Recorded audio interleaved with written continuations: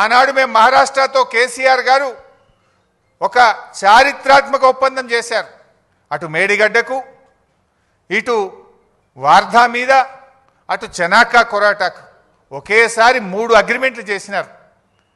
అంటే ఇచ్చిపుచ్చుకునే ధోరణితో మహారాష్ట్రను ఒప్పించి మెప్పించి 3 అగ్రిమెంట్లు చేశారు. ఆనాడు ఉత్తమ్ కుమార్ రెడ్డి మాట్లాడతాడు. ఏమని మాట్లాడిందంటే, లేలే మేము ఆల్రెడీ 152 మీటర్లకు అగ్రిమెంట్ చేసినాం, నువ్వు ఎట్ట తగ్గించినవు అన్నాడు.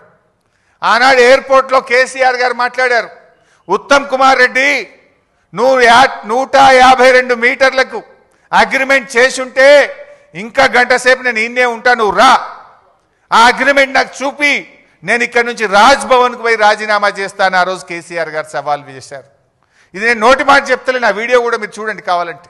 ఆనాడు కేసీఆర్ గారు బేగంపేట ఎయిర్పోర్ట్లో ఆనాటి ఉత్తమ్ కుమార్ రెడ్డి ఫేక్ మాటలకు, గోబల్స్ మాటలకు ఏ రకంగా సవాల్ విసిరినారో ఒక్కసారి చూద్దాం.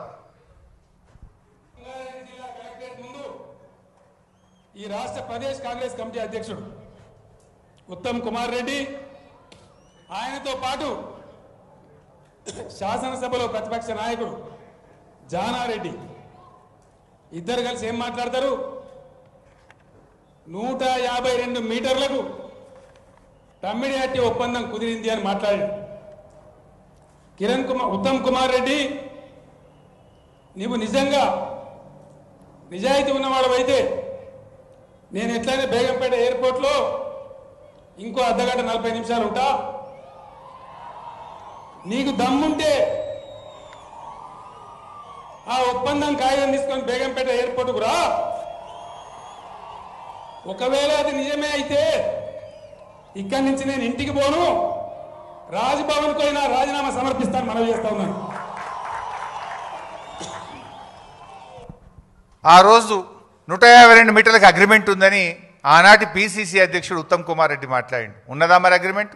ఈ రోజు వరకు, ఆ రోజు కేసీఆర్ గారు ఓపెన్ ఛాలెంజ్ చేసిండ్రు, ఇయ్యాలటి వరకు కూడా చేయలే.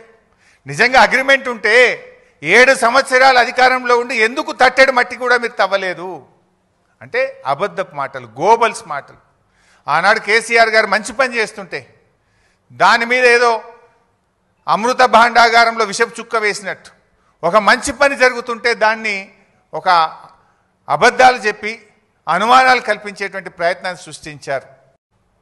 ఇక ఉత్తమ్ కుమార్ రెడ్డి నిన్న ఇంకో మాట మాట్లాడి, ఆయన మాట్లాడుకుంటూ, లేదు మేము ప్రాణహిత చేవెళ్ళ ప్రాజెక్టులో అదేంది 11,000 కోట్ల రూపాయలు ఖర్చు పెట్టినాం, రాష్ట్రం ఏర్పడే వరకే దాదాపు 32% ఖర్చు పెట్టినాం అన్నాడు.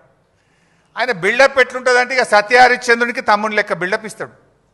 సత్యహరిశ్చంద్రుడే దిగచ్చిండా, అబ్బా ఉత్తమ్ కుమార్ రెడ్డి ఇంత నిజాయితీగా మాట్లాడిండా అని మాట్లాడతాడు. ఆస్కార్ అవార్డు ఇవ్వచ్చు ఆయనకు. వాస్తవానికి చెప్పాలంటే 2014 రాష్ట్రం ఏర్పడే నాటికి ప్రాణహిత చేవెళ్లలో పెట్టిన ఖర్చు కేవలం 3,700 కోట్లు మాత్రమే. మీరు చేసిన పనులు కేవలం 3,700 కోట్లు మాత్రమే, నాట్ ఈవెన్ 10%. కానీ ఆయన ఏం చెప్పిండు నిన్న? 11,000 కోట్ల రూపాయల పనులు చేసినాం, 32% పని చేసినాం. అబద్ధాలకు కూడా హద్దు పద్దు ఉండాలి.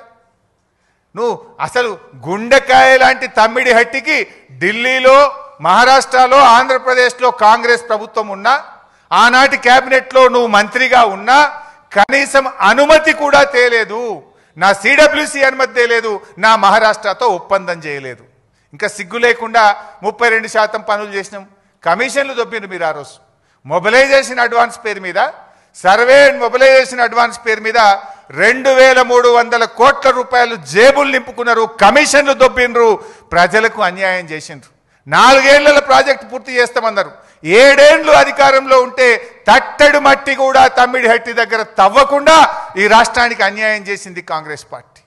ఇంకా మీరు ఈరోజు మాట్లాడుతూ ఉన్నారు.